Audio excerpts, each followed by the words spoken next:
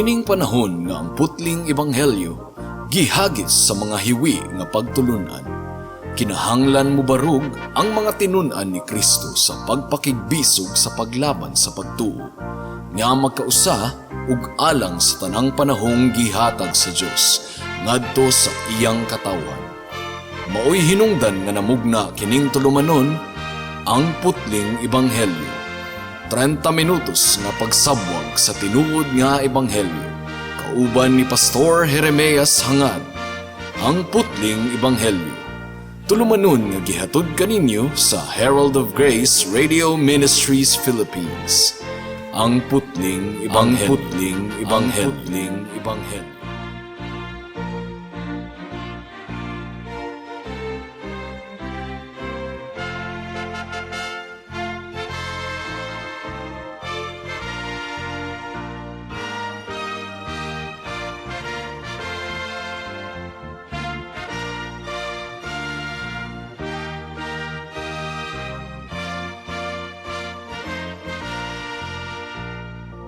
Mayong hapon Mabinay, mayong hapon Negros Oriental, Negros Occidental, Guimaras, Dumaguete City, Malabuyok ug uban pang mga munisipalidad sa Cebu Province ug kutob sa tanang gidala sa Ginoo sa pagpaminaw niining atong programa nga giuluhan og ang putling ebanghelyo. Kini ang inyong igsuon og higala sa kahanginan si Pastor Jeremias Lauri Hangad sa Herald of Grace Radio Ministries Philippines, dinuyugan sa iglesia nga nag-sponsor niining atong programa, ang Salitran Covenant Bible Church sa Barangay Salitran, Dakbayan sa Dasmariñas, Probinsya sa Cavite. Ang atong teksto ning takna sa kahaponon makita sa Matthew chapter 1 verses 18 to 24. Ang giingon diri: Mao kini ang kaagi sa pagkatawo ni Hesukristo. Ang iyang inahan nga si Maria niadtong panahona gitakda nga maminyo kang Jose. Apan sa wala pa sila magtipon, nakamatikod si Maria nga nagsabak siya pinaagi sa gahom sa Espiritu Santo. Si Jose nga iyang pamanhunon, tawo nga matarong ug dili buot nga pakaulawan niya si Maria atubangan sa mga tawo. Busa nagplano siya sa pagpakigbulag kaniya sa hilom. Samtang naghunahuna siya niini, mipakita kaniya ang usa ka anghel sa Ginoo pinaagi sa damgo ug miingon, Jose, kaliwat ni David, ayaw kahadlok sa pagpangasawa kang Maria kay siya nagsabak pinaagi sa gahom sa Espiritu Santo. Manganak siyag batang lalaki ug nganli siyag Jesus, kay luwason niya ang iyang katawhan gikan sa ilang kasalanan. Ug kining tanan nahitabo aron matuman ang giingon sa Ginoo pinaagi sa propeta. Ang usa ka putli nga batan-ong babayi magsabak unya manganak og batang lalaki. Nganlan siyag Emmanuel, nga sa ato pa ang Dios ania kanato. Busa sa pagmata ni Jose, gituman niya ang gisugo sa anghel ug gipangasawa niya si Maria. Apan wala niya hilabti si Maria hangtod nga siya nanganak. Unya ginganlan ni Jose ang bata og Jesus. Mga hapit 20 na katuig ang milabay, mga kahigalaan. Dunay gibuhat nga rescue operation ang Philippine government aron i-rescue ang mga missionaries nga si Martin o Gracie Burnham didto sa Basilan, kung nahinumduman ninyo. Mga missionaries sila nga gikidnap sa mga Abu Sayyaf. So ang misyon mao ang pagluwas sa managtiayon nga missionaries gikan sa pagkabihag sa Abu Sayyaf. Nagmalampuson ba ang misyon? Wala, totally. Tungod kay namatay man sa panag-inkwentro si Martin Burnham, si Gracie lamang nga iyang asawa ang na-rescue. In a sense, mga kahigalaan, kung ang tawo magmisyon, mapalpak mausahay, mulampus usab mausahay. Just a few years back sa Mama Sapano sa Maguindanao, nagmisyon ang Philippine Military and Police Forces aron dakpon ang bantugang bomb maker nga taga Malaysia. Apan wala milampos ang misyon tungod kay ang atong SAF 44 namatay man sa inkwentro. Apan ang atong Ginoong Hesukristo, mianhi siya sa kalibutan. Ug importante kaayo ni nga punto, mga kahigalaan, niadtong mianhi sa kalibutan si Hesukristo. Wala siya mianhi aron nga ang mahimong resulta sa iyang pag-anhi mao nga ang mga tawo mag-Christmas party sa tibuok kalibutan. Dili kana mao ang misyon nganong mianhi si Hesukristo dinhi sa kalibutan. Dili aron mga hubog ang mga tawo sa party ug maghanda og daghan kaayong pagkaon. Ang misyon sa pag-anhi ni Kristo sa kalibutan, dili aron mag-family reunion ta kada tuig. Panultihon sa daghan natong mga kababayan nga ang Pasko kuno panahon sa panagtigom sa pamilya, panahon sa paghigugmaay ug paghinatagay og mga regalo. Well, those are nice things, mga kahigalaan.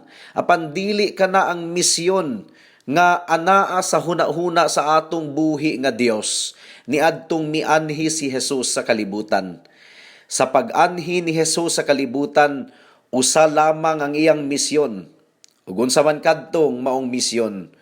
Matud pa ni Jesus, mianhi ako aron sa pagpangita ug pagluwas sa mga nangawala. Usbon ko, miingon si Jesus, mianhi ako aron sa pagpangita ug pagluwas sa mga nangawala.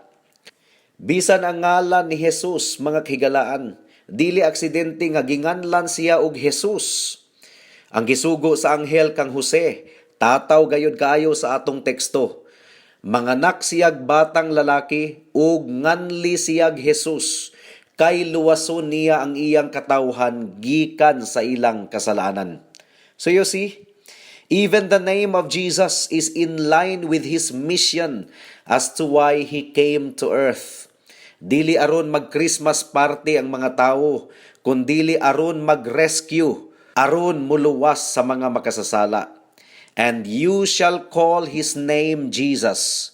From the Hebrew word Yeshua, nga ang but ipasabot, manluluwas. Mianhi si Jesus diri sa kalibutan aron i-rescue ang iyang mga katawhan gikan sa kasalanan. Adunay tulo ka bahin ang atong pagtuon ning takna sa kahaponon. Una, unsa man gyud di ay ang kahimtang sa mga katawhan nganong nanginahanglan kita og pag-rescue. Ikaduha, giunsa pag-rescue ni Jesus ang iyang mga katawhan. Ug ikatulo, ang bunga sa gibuhat ni Jesus nga pag-rescue. Mudangat na kita sa unang punto. Unsa man gayo di ay ang kahimtang sa mga katawhan nganong nanginahanglan kita og pag-rescue. Ang giingon sa Biblia, ang kalag sa usa ka tawo nga wala pa kang Kristo dili masakiton.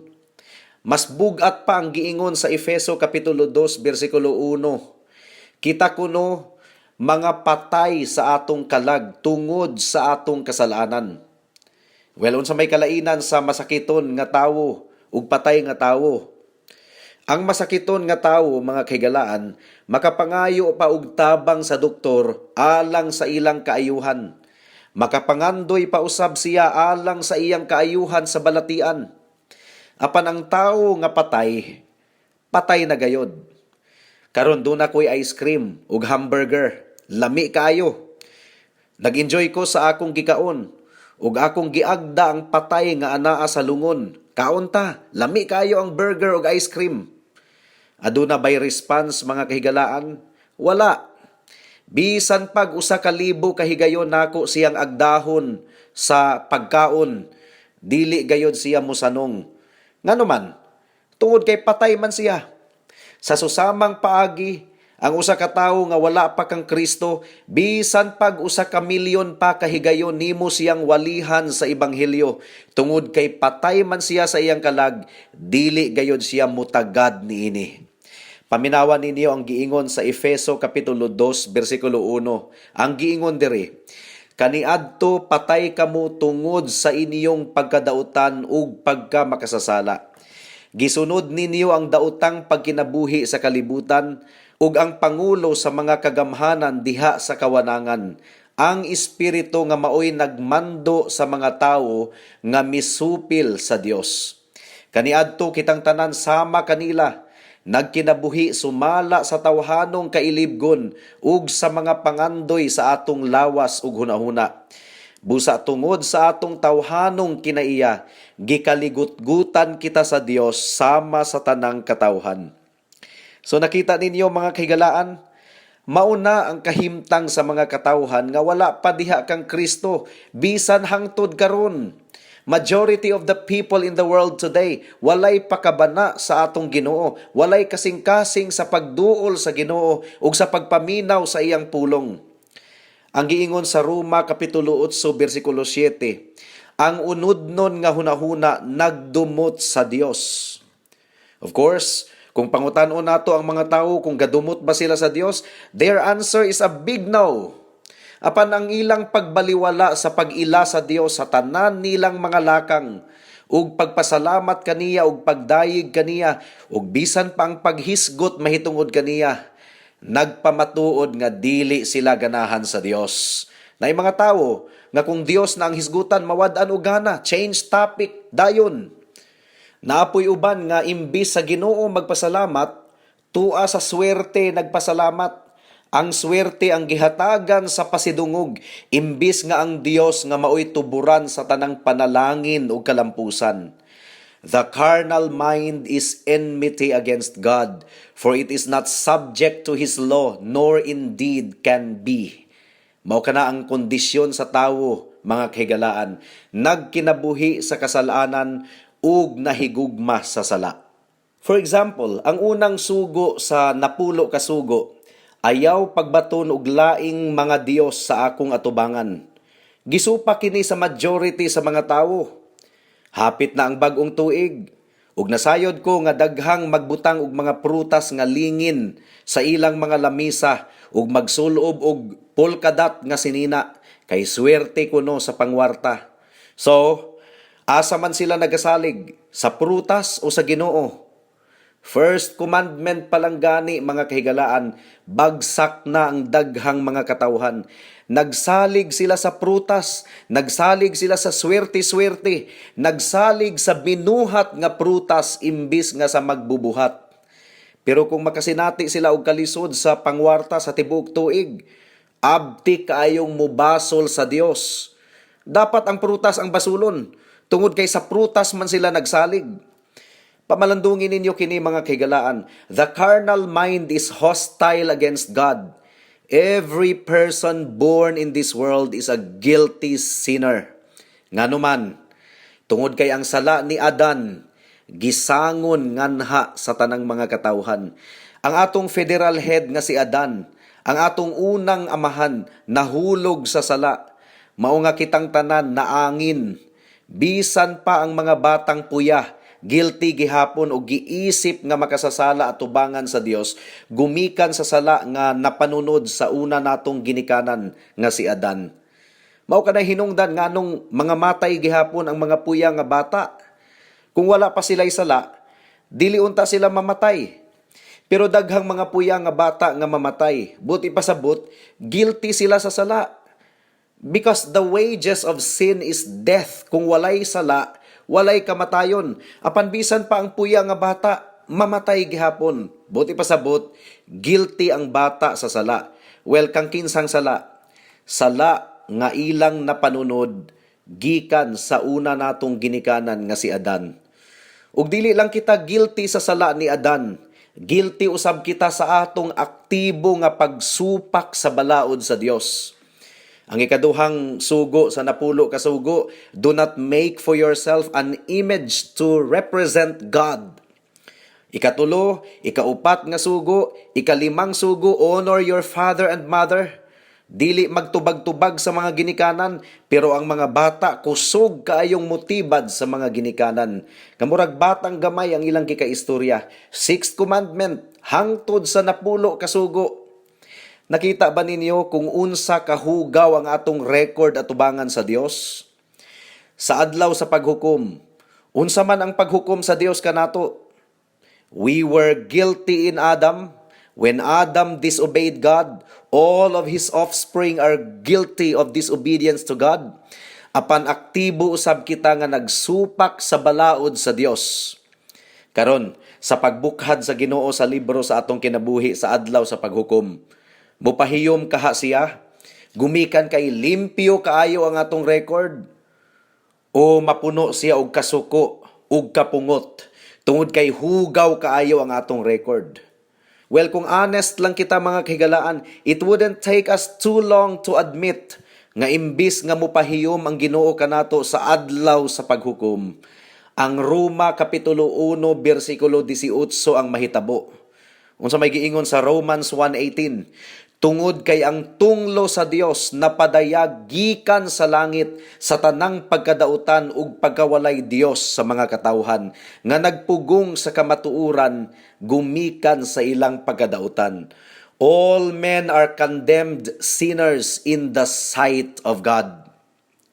Ug gawas pa nga duna kitay bad record sa libro sa atong kinabuhi.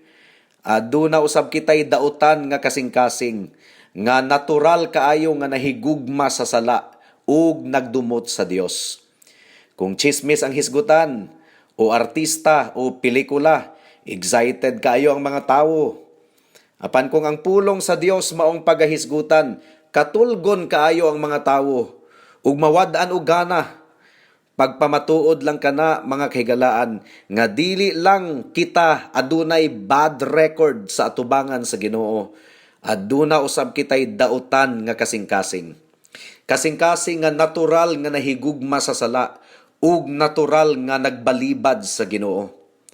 Nakita mo ba ang kahimtang sa imong kalag, higala? Ikaw ba ang matang sa tawo nga mawad-an og gana kung ang Ginoo ang pagahisgutan, apan excited kaayo kung ang ubang mga butang ang pagahisgutan? No, for sure, my dear friend, that our problem in the sight of God is very serious. Nanginahanglan kita og rescue operation. And Jesus Christ came to earth for that purpose. Aron luwason ang iyang mga katawhan gikan sa ilang kasalanan. Aron luwason sila gikan sa pagkaulipon sa kasalanan. Hinaot nga nasabtan ninyo kini mga higala, when we think of Pasko, hinaot nga dili matabunan ang tinuod nga kahulugan sa Pasko sa mga wala og tuo nga mga Christmas parties, kaon ug inom. May the Holy Spirit lead us back to the real purpose of the celebration of the birth of Christ. Jesus Christ came to earth, 100% God, apan nahimong tawo nga wala mawala ang iyang pagkadiyos. That's why according to our text, He is called Emmanuel, meaning to say God with us. He is 100% God and 100% man. Mianhi siya sa kalibutan for the purpose of rescuing His people from their sin. As God, He is mighty to save, He is mighty to rescue. And as man, siya ang atong representative, siya ang nagsakripisyo alang sa mga katawhan. Siya ang nagpaula sa iyang dugo didto sa cross sa Kalbaryo. That's the purpose of the birth of Christ. Nganong nanginahanglan og pag-rescue ang mga tawo? Unsa bagayod ang kondisyon sa mga tawo? Patay diha sa kasalanan. Natural nga mobalibad sa Dios ug natural nga nahigugma sa kasalanan. That's the condition. Guilty in Adam and guilty of his gross rebellion against God. Mao nga mianhi si Kristo diri sa kalibutan aron pangitaon ug luwason ang mga nangawala. Karon giunsa man pag-rescue ni Jesus ang iyang mga tawo? Well, that leads us to the second point of our meditation. Giunsa pag-rescue ni Jesus ang iyang katawhan? Well, una, ang bad record kinahanglang malimpyuhan. Kinahanglang matabunan ang tanan natong mga sala. Sukad pa sa atong pagkatawo hangtod sa atong kamatayon. Our sin of rebellion in Adam, as well as our active disobedience against God, kinahanglang mapapas. O klaro kayo ang Biblia sa Hebrewhanon Kapitulo 9, versikulo 22 nga nagaingon, nga kung walay pag-ula sa dugo, walay kapasayloan sa mga sala. Dugo ni Jesus ang kumpletong bayad alang sa sala. Dili penitensya, dili indulhensya. These are very blasphemous teachings. Magpenitensya aron makuha-kuhaan ang sala. Bugal-bugal ka na mga kahigalaan. Hugaw ang atong dugo, puno og sala. Ang atong pagkamatarong usab dinugan lamang nga panapton at tubangan sa Dios. Sumala sa Isaias kapitulo 64 bersikulo 6. So nagsalig ka sa imong maayong buhat aron ka maluwas. Ang imong maayong buhat walay mahimo alang sa paglimpyo sa imong sala. Mga higala, wala nay lain pang makahinlo sa atong sala, ang dugo lamang sa atong Ginoong Hesukristo. Igo na ang iyang sakripisyo dito sa cross sa Kalbaryo. We only have to trust in Him alone. What can wash away our sins? Nothing but the blood of Jesus. For without the shedding of blood, there is no forgiveness of sin. Jesus came to earth for that purpose, to die on the cross for our sins. Igo na ba ang dugo ni Jesus? Oh yes, big amen. Salig lamang kang Kristo higala, alang sa imong kaluwasan.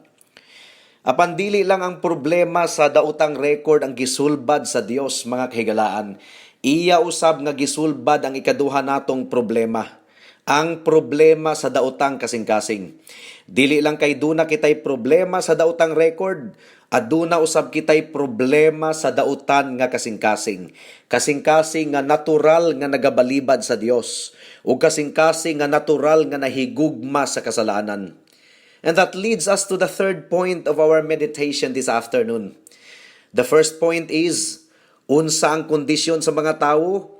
Ulipon sa kasalanan, guilty in Adam, and guilty of our sins of disobedience to God's commandment. Ikaduhang punto, the mission of the Lord Jesus Christ when He came to earth. He came to earth to seek and to save the lost, to shed His blood for the forgiveness of our sins. But then ang bunga sa rescue operation sa atong Ginoo, wala lang taniya giluwas gikan sa silot sa impyerno, kundili, unsay giingon sa atong teksto, you shall call His name Jesus, for He shall save His people from their sin. Daghang mga tawo nga gustong maluwas gikan sa impyerno, apan dili gustong maluwas gikan sa ilang paghigugma sa kasalanan. They want to go to heaven, yes, and they do not want to go to hell. That's why they accept Jesus Christ as their Lord and Savior. They want to be saved from hell, but they do not want to be saved from their darling sins. O mga kahigalaan, igo na ang dugo ni Jesus aron papason ang atong dautan nga record. Ug igo na pud ang dugo ni Jesus aron hinluan ang atong kasing-kasing gikan sa pagkadautan niini. Ang giingon sa Biblia, ang tanang mga anaa kang Kristo bag-ong binuhat.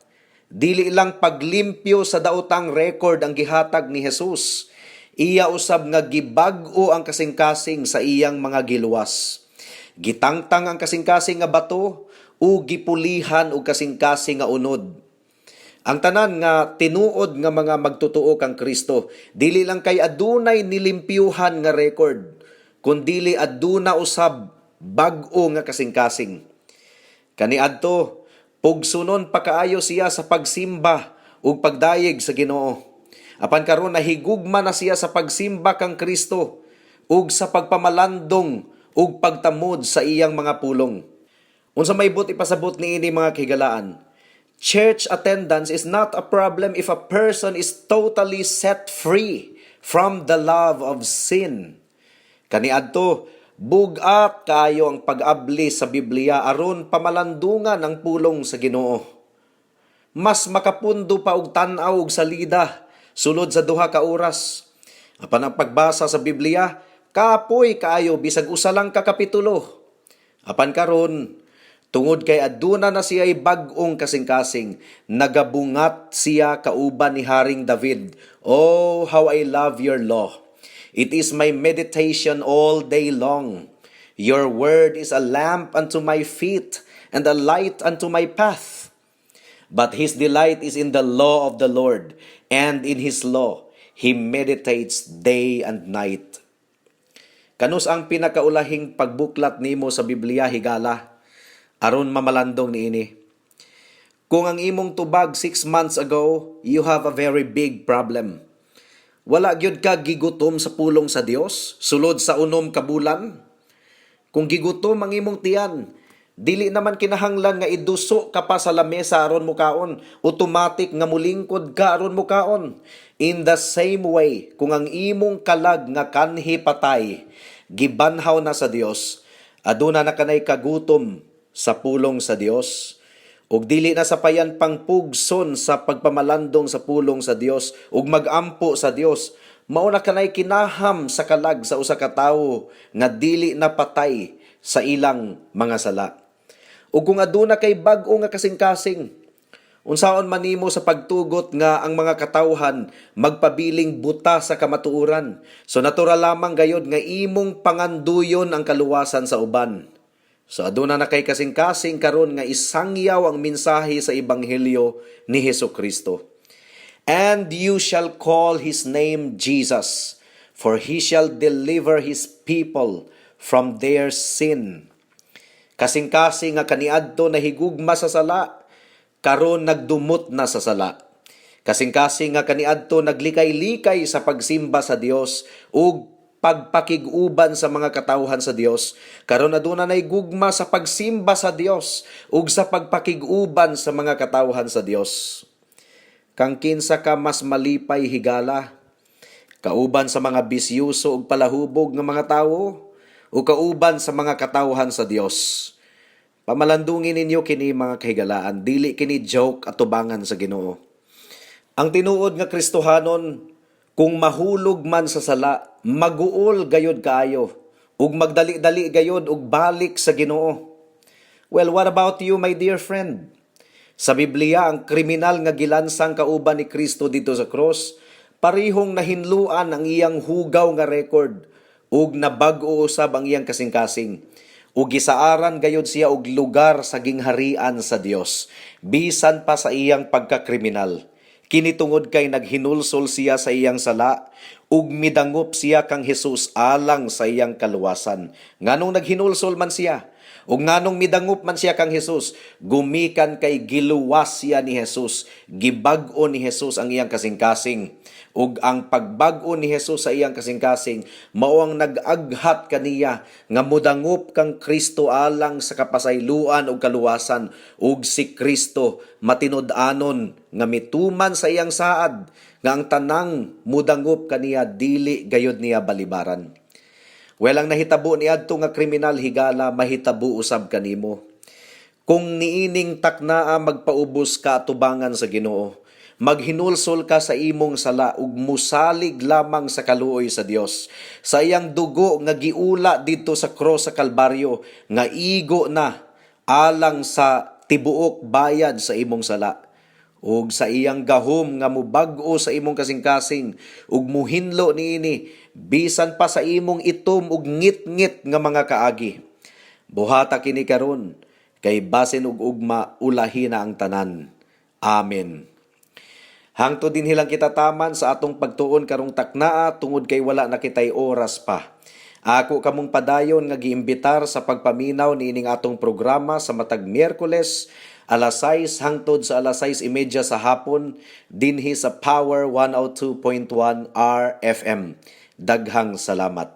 Samtang naghuna-huna siya niini, mipakita kaniya ang usa ka anghel sa Ginoo pinaagi sa damgo ug miingon, Jose, kaliwat ni David, ayaw kahadlok sa pagpangasawa kang Maria, kay siya nagsabak pinaagi sa gahom sa Espiritu Santo.